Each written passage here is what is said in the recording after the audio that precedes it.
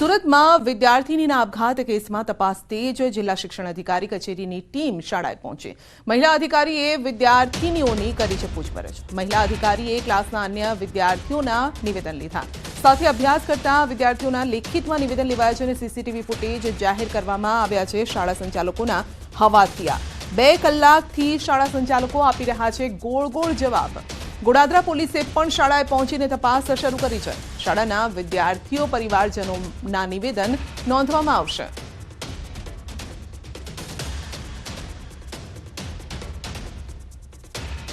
હાલ તો પ્રથમ જે છે વિદ્યાર્થીઓના સ્ટેટમેન્ટ લેવાની પ્રોસેસ ચાલી રહી છે તો સુરતમાં કિશોરીના આપઘાત કેસમાં મોટો દાવો સ્કૂલ સંચાલકોનો દાવો છે કે ફી માટે દબાણ નથી કરાયું પરિવારના આક્ષેપોને સ્કૂલ સંચાલકોએ ફગાવ્યા છે કિશોરીની સહકર્મી વિદ્યાર્થીનીનો ખુલાસો કિશોરીને પરિવાર તરફથી ટોર્ચરિંગ થતું હતું શાળા તરફથી કોઈ દબાણ કરાતું ન હતું કિશોરી એક યુવક જોડે ફોન પર વાતચીત કરતી હતી તો કેટલાક દિવસથી કિશોરી સ્કૂલ નહોતી આવતી કિશોરીને તેના ઘરવાળા સ્કૂલ નહોતા મોકલતા શિક્ષકનો દાવો છે કે ફી માટે ક્યારેય ઠપકો નથી અપાયો नहीं, ऐसा कुछ नहीं किया है स्कूल में बल्कि ऐसा उसको बहुत अच्छे से सर मैम सब मैम लोग उसको बहुत अच्छे से ट्रीट करते थे वो ज़्यादा से ज़्यादा तो एब्सेंट रहती थी इसको स्कूल नहीं आती थी बहुत कम ही स्कूल आती थी 1 हफ्ते से ज़्यादा हो गया है कि वो स्कूल बंद कर दिया आना तुम्हारे साथ क्या बात हुई? मेरे साथ मतलब उसने मेरे को बताया था कि उसका कोई बीएफ है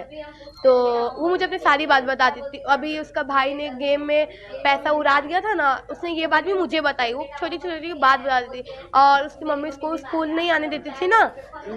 क्यों पता नहीं क्यों उनके में पता नहीं क्या होता है तो उसकी मम्मी ज़्यादा से ज़्यादा उसको स्कूल आने से मना करती थी और वो तैयार होकर भी बैठी रहती उसको बोलती थी अब नहीं जाना मेरी तबीयत खराब लग रहा है बेटा आज घर पे रुक जा और घर का सारा काम वही करती थी उसका एक बीएफ था बात करती थी और ऐसा फ्रेंड उल्टा सीधा कुछ बात नहीं करती थी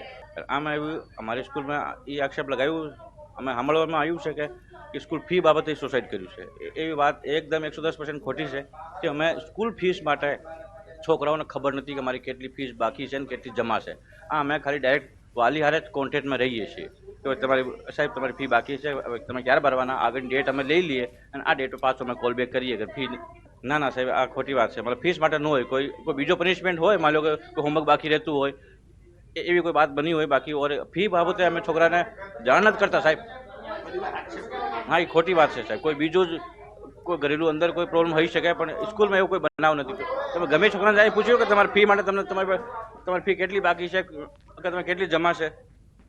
સુરતપુણા વિસ્તારમાં આવેલા શિવ સ્ટુડિયોને રાત્રે તસ્કરોએ નિશાન બનાવ્યું મોંઘા દાટ કેમેરા સહિતની વસ્તુ તસ્કરો લઈ ફરાર થયા વરાછા પોલીસની ટીમ દ્વારા સીસીટીવી ફૂટેજના આધારે તપાસ કરાતા પોલીસે રાજ રઘુવીર કુશવાહા નામના વ્યક્તિને ઝડપી પાડ્યો પોલીસે ઉલટ તપાસ કરતા મોંઘીદાટ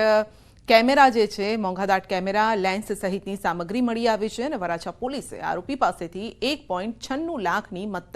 મુદ્દામાલ કબજે કર્યો છે તો ચોરીનો ભેદ ઉકેલ્યો છે જો કે પોલીસે આ મામલે વધુ તપાસ શરૂ કરતા ચોરીના અનેક ઉકેલ આવે તેવી પણ આશંકા છે વરાછા પોલીસ સ્ટેશનના ઇન્સ્પેક્ટર તથા તેમની સર્વેલન્સની ટીમે